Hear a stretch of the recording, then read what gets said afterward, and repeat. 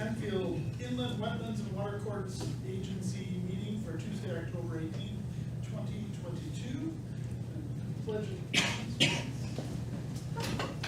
allegiance to the flag of the United States of America, and to the republic for which it stands, one nation, under God, indivisible, with liberty and justice for all. All right, fire evacuation procedures. Go out the door, down the stairs, and out away from the building. Or you can just go right out the back door there and away from the building. All right. I guess I should turn this on. Roll call. Donna Corbin-Sabinski, absent. Virginia Higley, here. Robert Hendrickson. Here. Kevin Zorda. Here. Phil Kober. Here. Ann Collins. Here. Nancy Martin, absent. All right. Public participation. Is there anybody in the audience want to speak on anything not on the agenda? Once. Anybody in the audience to speak on anything not on the agenda? Twice. One more time. Anybody in the audience want to speak on anything not on the agenda? Seeing none, we'll move on to agent correspondence. Phil, anything to the right? Anybody to the left? Nope. All right. We will move on to approval of minutes So moved. for, Oh, yeah, we got two, so just state them for the record. September 26th and October 4th, I move to approve. I think it's September 20th. Oh, I'm sorry, September 20th and October 4th. Second. We'll get there eventually. On I both. have a motion and a second to approve both. Any discussion? Are we doing one motion for both, or are we doing them separately? Can you please do them separately, just in case you want to discuss typos or Absolutely. amendments? Okay, I Thank you. take back my original motion and I move to approve the minutes of September 20th, 2022. I'll second the motion. All right, I have a motion and a second. Any discussion? For the September 20 minutes on page 7, it's a continuation of item 12, but the very final tally of votes, it says 707. It should read 700. So I propose that amendment.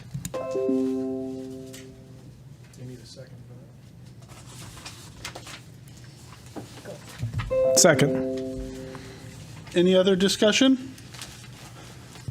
We will do a roll. What is that? It's a computer. Oh, okay. They're having some problems. Yeah, okay. Virginia Higley, yes. Robert Hendrickson. Yes. Kevin Zorda. Yes, Phil Kober. Yes. Ann Collins. Yes. 5 in favor. The motion passes. I move to accept the minutes of October 4th. Second.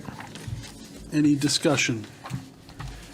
Only a minor typo I noticed with these. Every time it uses the word commissioners as plural, there's a space between commissioners and S. Yep. So it's just a minor amendment to consider. I think that's all I had. Thank you. Maybe we can correct the template there. Any other discussion? Roll call? Virginia Higley, yes. Robert Hendrickson. Yes. Kevin Zorda. Yes. Phil Kober. Abstain. Ann Collins. Yes. 4 and 1 abstention. The motion passes. All right, town attorney report. There was none this week.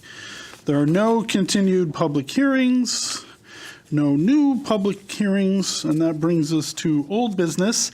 IW number 666. This is the application for the maintenance of the detention pond, and it appears we still don't have someone here to represent this. So we will continue. One more time. Yep, they still have time according to the Connecticut state statutes for wetlands applications. The deadline is November 1st, 2022, because that puts them past.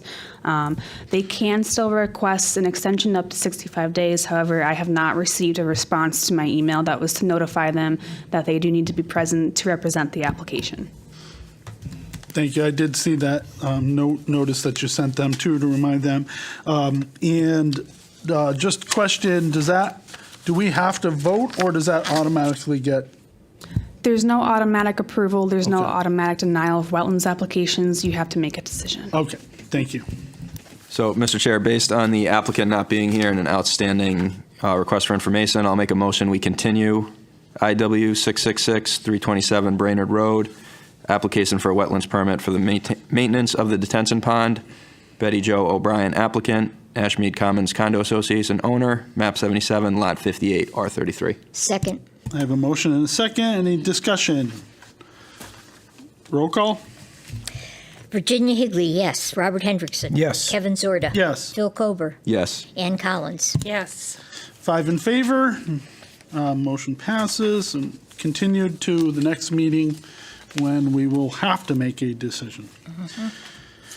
All right, new business, DPN number 2022-9-30, 90 Elm Street, application for the development of a Raising Cane's drive-through restaurant, Adam Karachi, applicant, Enfield Square Realty LLC and Enfield CH LLC, and Enfield Nazim LLC, owners, map 43, lot 28, BR zone. Good evening. For the record, my name is Jeff Board, professional engineer in the state of Connecticut with Bowler Engineering at 65 LaSalle Road in West Hartford, Connecticut. Here on behalf of Raising Cane's, Mr. Adam Karachi is in the audience this evening. Here for a project at 90 East Elm Street. You guys know it as the last vacant spot in the mall vicinity here, just north of the Target parking lot. The reason we're here before you this evening is due to the historical GIS maps. What's currently shown on screen in green is what is currently shown on the town GIS wetland soils map. So we did hire a certified soil scientist, Eric Davison. He went out, walked the site, which is 1.5 acres plus or minus, determined there are no physical wetlands on the property. He did auger down 20 inches just to confirm, but as you can see, a lot of this has been previously disturbed. There is one area, so on this map here, north is Elm Street, south is the Target lot, Hanush Jewelers is to the east, and the gas station C-store is to the west. If you give me 1 second here, I can just show you the proposed plan. And ultimately, we're here before asking for the determination on whether or not a wetlands permit would be needed. I can briefly run you guys through the actual site plan and just kind of show you what we're doing, and then just open it up for questions, but I'll keep it pretty high level with the plan itself.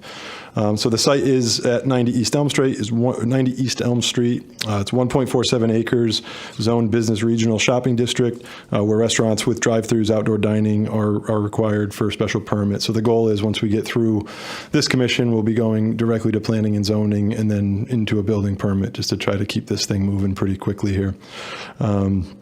The site currently flows from the north to south, and it's interesting in the sense that when the mall parking lot was developed, it basically overland flows to a series of catch basins just off the screen here to the west, and then all the way down to catch basins to the south in the Target lot, and then everything from that mall parking lot comes over to a stormwater detention basin over to the east.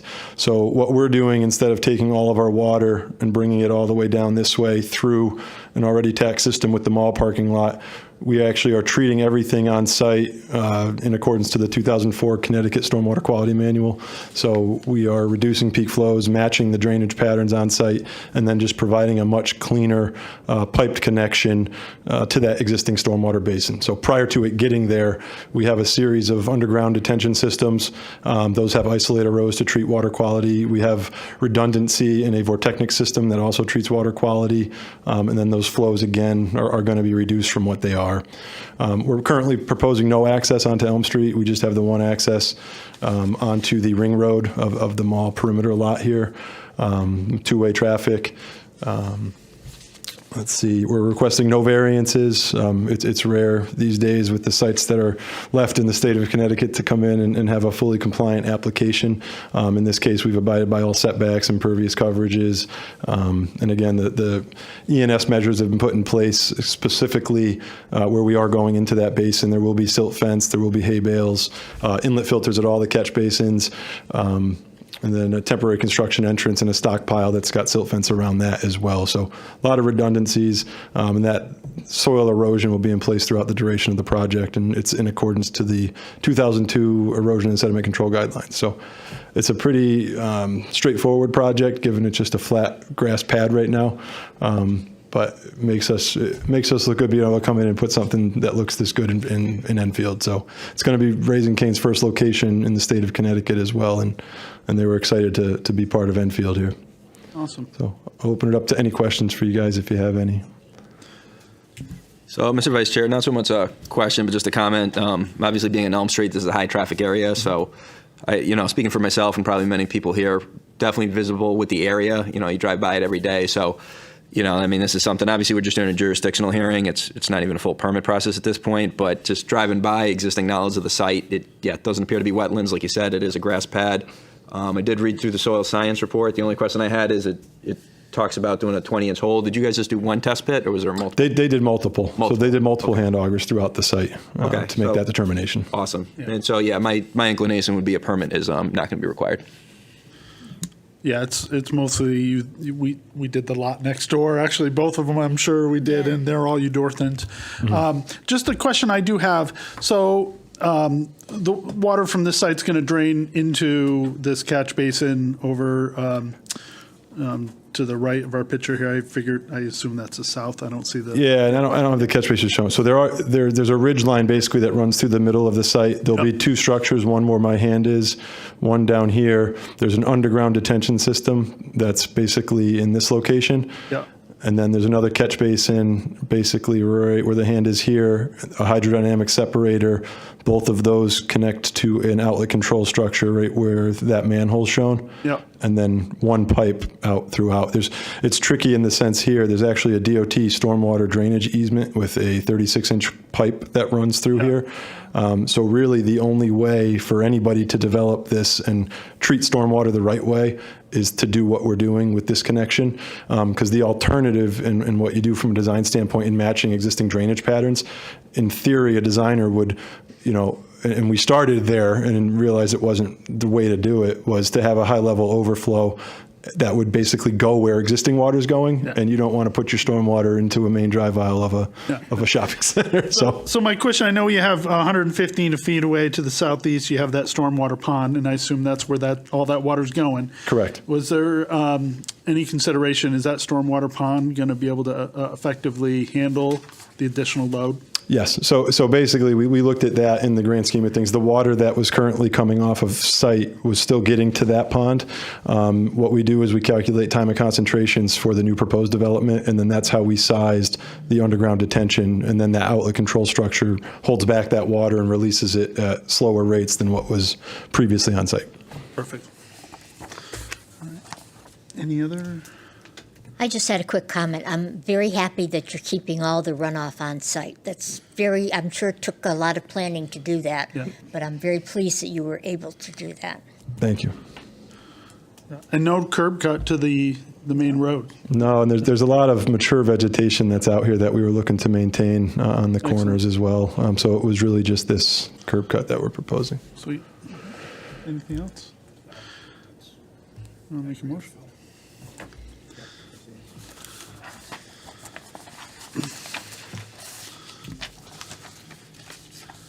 All right, Mr. Vice Chair, I'll make a motion to agree that there is no requirement for wetlands permit for DPN 220930, 90 East Elm Street.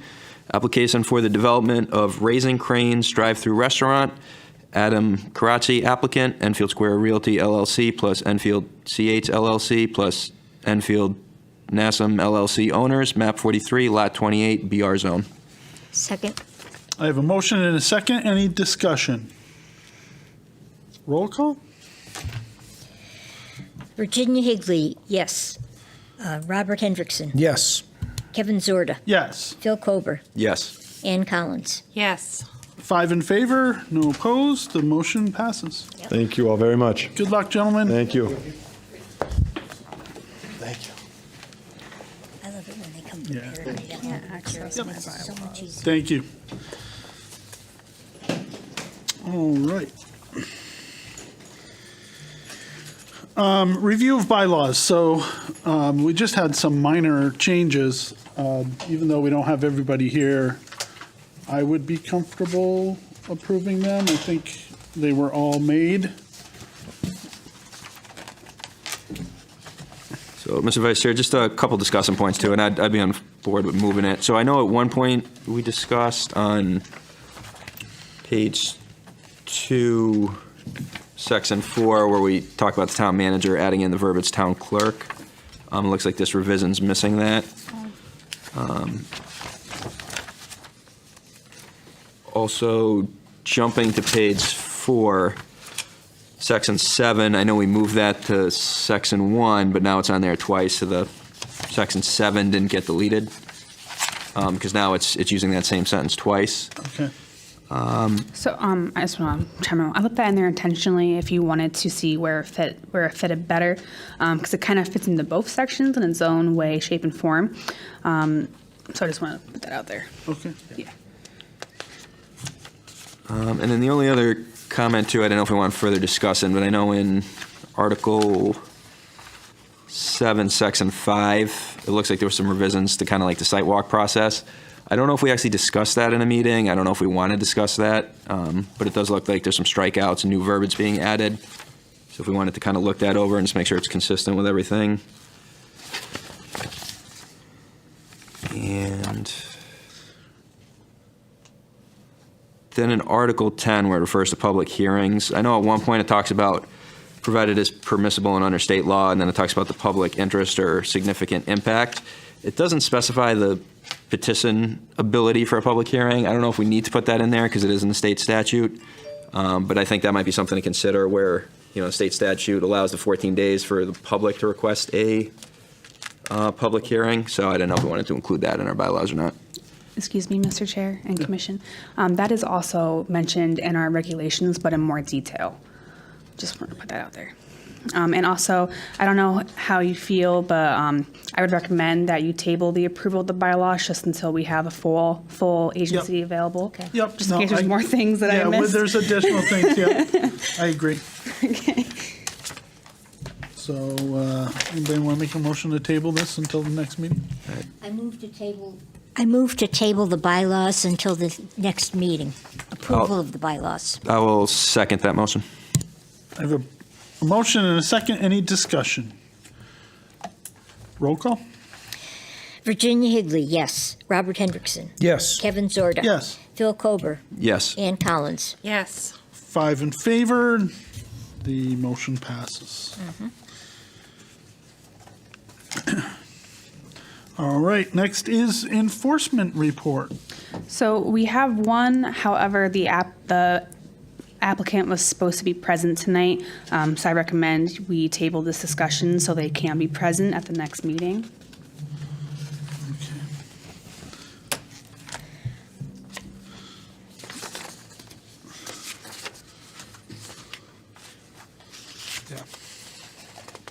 They're, did they say they weren't coming, or? Yes, we got a voicemail. Okay. All right, make a motion?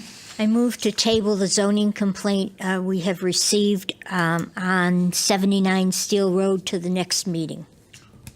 Second. I have a motion and a second. Any discussion? Roll call? Virginia Higley, yes. Robert Hendrickson. Yes. Kevin Zorda. Yes. Phil Kober. Yes. Ann Collins. Yes. Motion 5 in favor, none opposed. The motion passes. We'll table this to the next meeting. Report of planning staff? Hello. I have one report to give. So the Connecticut DOT is working on a project on Route 190. There's surrounding wetlands, however, with all state projects, they're exempt from local approvals. They have not yet applied for the siting council jurisdiction, which they will soon. And then once they apply through the state agency, you will also get another application and notification like we normally do. But they requested a little review from the agency to see if you had any preliminary comments for their project. They do have silt fencing proposed, It's a rather small project. I gave the agency a map of the wetlands around that area. The highlighted part is where the project is supposed to take place. So I don't know if you wanted to do any preliminary comments for them or wait until the application comes back from the state agency. Are there any culverts involved around this area? No, it's so they did provide a small narrative. I'm just going to read it into the record. Hi, Georgiana. Attached is the draft plan, which you have on your seats today. I am meeting with CTDOT on Friday to make sure we get their details onto the drawings. The project is essentially to connect a gap between two existing sections of water mains on Route 190 for the Hazardville Water Company. The majority of the work will be off the road.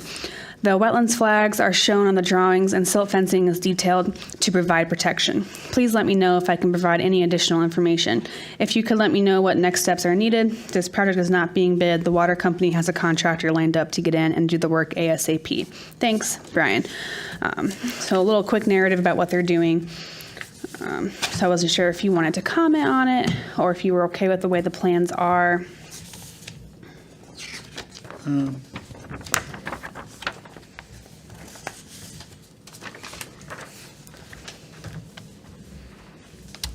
You know, I think it'd be good to know where how they're going to handle soil. If they're going to stockpile it on site, they're going to, Okay. how that would be good to know. Okay.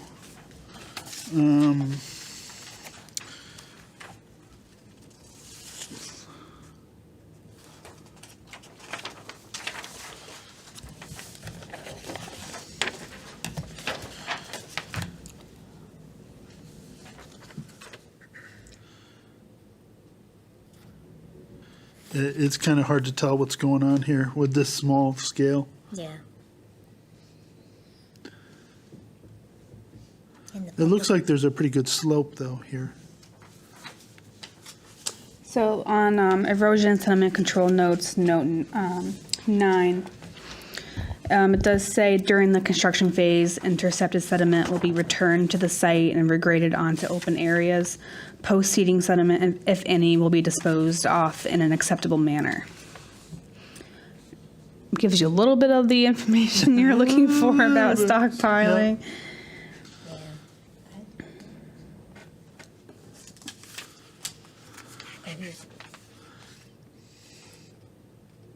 All right. I mean, I don't have any other specific questions. I think it's, Does it say where exactly on Hazard Avenue it's going? Yeah, it's between two addresses, from 126 Hazard down to 143 Hazard. So it's a small section of Hazard Avenue. Thank you. by Raffia Farms. That's just the property owner who Yeah, owns that okay. one lot. Yeah. Yeah, I mean, it's pretty straightforward. Yeah. It's got to be done. So I can ask about where their stockpiling location will be, and I can report it back to you. Yeah, I think that's, I guess, the biggest thing. I can't tell what these little notes are, so I don't know what they're indicating here. But I guess we'll see. Yeah, I don't have any other questions that would be pertinent right now. Anybody else? Nope. Super. Thank you. Anything else? Nope, that's all. Awesome. Thank you. All right. Looks like we have a couple of new applications to be received. AAA 128, 878 Enfield Street. Application for the demolition of a structure within 200 feet of the Freshwater Brook. Triano Properties LLC, applicant owner, map 26, lot 14, TD5 zone. I believe that can't do agent approval on demolition, so we have to have that one correct. Okay. In IW 669, 161 Post Office Road, application for proposed lot division, Garrett Homes LLC, Mitchell Wojnar, owner, map 68, lot 232 BL zone. Yeah. So this application, they had to submit an application to wetlands per the subdivision state statutes, where if a proposed subdivision involves any wetlands on the property, regardless of where it's being divided at, they have to notify the wetlands agency. I'm also missing a lot of documentation from their application, like copy of their deed, narrative, and there's some issues with their site plan that staff is trying to work out with the applicant. Okay. Super. All right. Miscellaneous. Anybody have miscellaneous? So, Mr. Vice Chair, the only thing, and I know, not to discuss today, but just to keep in our minds, is looking into either an agenda item or subcommittee for the wetland regulation review and potential updates. And then also, of course, through staff, I don't know if they got any guidance if we can propose the amendments without a public hearing and then the public hearings just to approve them, or if it would have to be open through the whole process. But again, just to kind of keep that on our agenda. I do want to make a small recommendation, since we do need to update our regulations. After we adopt the plan of conservation development for the next 10 years, we plan to redo all of our zoning regulations, because staff has found multiple inconsistencies within the regulations, and there's a lot of new regulations that aren't in our zoning regs that people have to try and find on the side that they don't know about. I'd like to recommend that maybe just to wait on doing the regulations until the zoning regulations have been updated. That way we can kind of correspond with the zoning regulations, because that would help with enforcement and better educate the public, which can also help the agency meet one of their POCD goals going forward. That's probably a good idea. Plus, it'll help eliminate unnecessary redundancies. Yes. And then that will also give me time to figure out the public hearing process and how we can establish if we need a subcommittee or how it would work best going forward. Yeah, but I'm thinking it's going to be a while then. We're probably looking at spring. Maybe a little bit longer, because the zoning rewrite will take a significant amount of time since Right. we're doing the entire thing. Right. I wouldn't give it a deadline just yet. No, I'm just just to have an idea. Yeah. We have some time to think about it, and So it will be a while. yeah, I think that's a good idea. I mean, let them do theirs, and then we can kind of maybe anywhere where we think there's holes in theirs, we can kind of fill in, and like I said, reduce redundancy. Yeah. Excellent. Anything else? If there's nothing else, I move to adjourn. Second. I have motion and a second. All in favor? Aye. You run a good meeting. Thank you. Meeting adjourned 7:27.